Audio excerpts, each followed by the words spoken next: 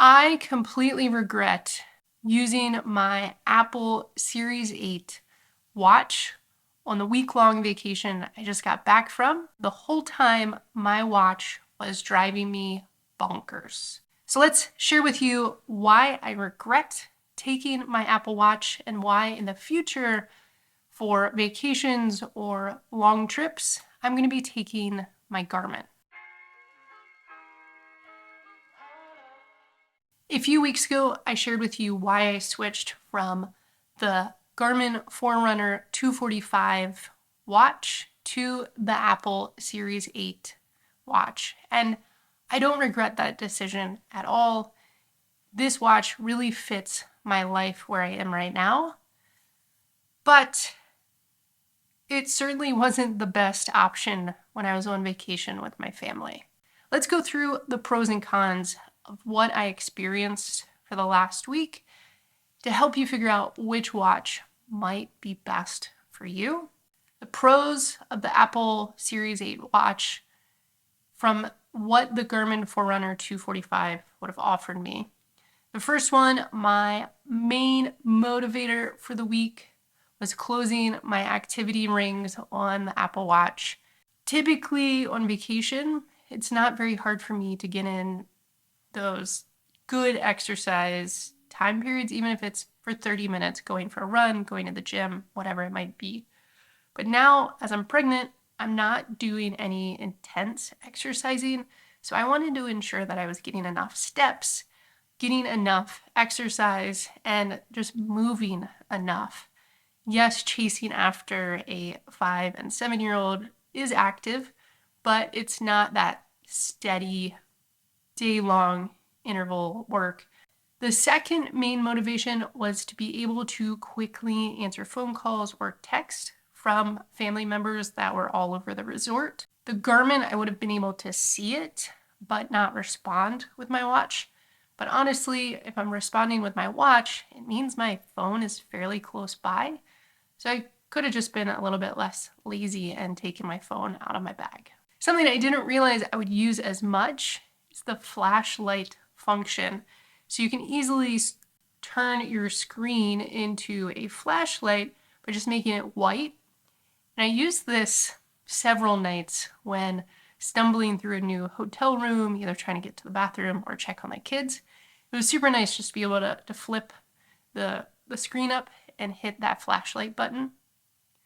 But those were the three main pros and differences over using the Garmin Forerunner 245 as an example. Now here are the frustrating cons. The biggest one was battery life.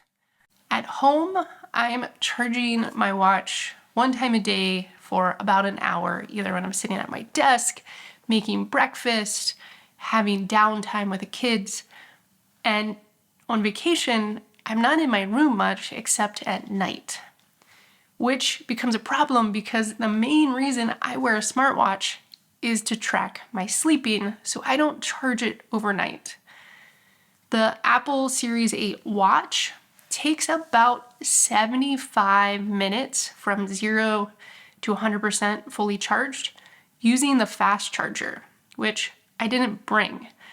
So I found myself basically charging in intervals. If I was in the shower, that was 10-15 minutes. If we were trying to, wrestle with the 5-year-old at bedtime, that was another 15-20 minutes. And I was charging in these chunks and my watch was never fully charged.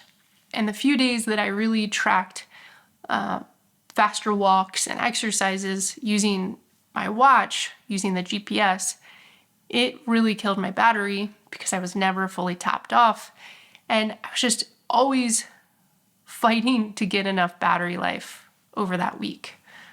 In comparison, my Garmin Forerunner 245, when I traveled to Germany this past summer, tracking 2 to 4 trips a day on my bike, working all day long, and I would go 3-4 days without charging it. And charging a Garmin Forerunner 245 takes a little bit under an hour, not using a fast charger.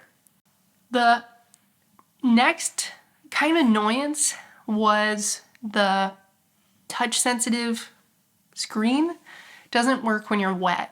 So say I'm wet from the beach, I'm in the pool, whatever, I can't use anything. So I can't start for snorkeling, I can't start for a kayak.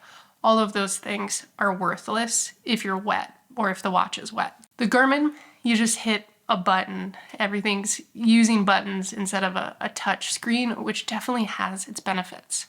And the other really annoying thing was the sensitivity of telling you it's loud. Just went off anytime I was near the ocean, if it was windy at all. And I thought about turning it off, but then I decided I would forget that it was off for when we got back, or if we were at concerts in the night or something, I wanted to know if it was too loud for the kids and for me. So I never turned it off. So I was always getting these reminders that, the sound was 90 decibels or something. It was really just the wind blowing over the watch. And then the last annoyance that I'm still dealing with is just playing in the sand and getting into the sea salt water. I got a bunch of sand under the dial, the crown dial. Hopefully in a day or two that will work itself out. But when I was there, the dial just felt really weird because it had sand in it. And I was super concerned that I was going to break something just in my daily life of building sandcastles and getting into the ocean. In hindsight, I'm definitely going to be using my Garmin Forerunner for all my travel and vacation needs.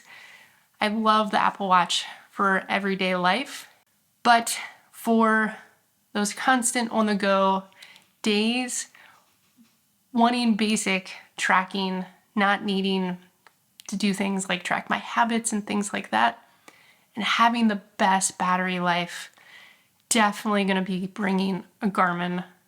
That's my hindsight 2020. Hopefully you can learn from my experiences. As always, I would love to hear from you. What's your experience with smartwatches when you're traveling or on vacation?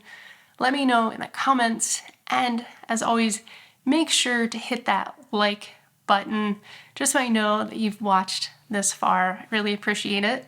If you're interested in learning why I switched from the Garmin Forerunner 245 to the Apple Watch, you can watch that video by clicking right here.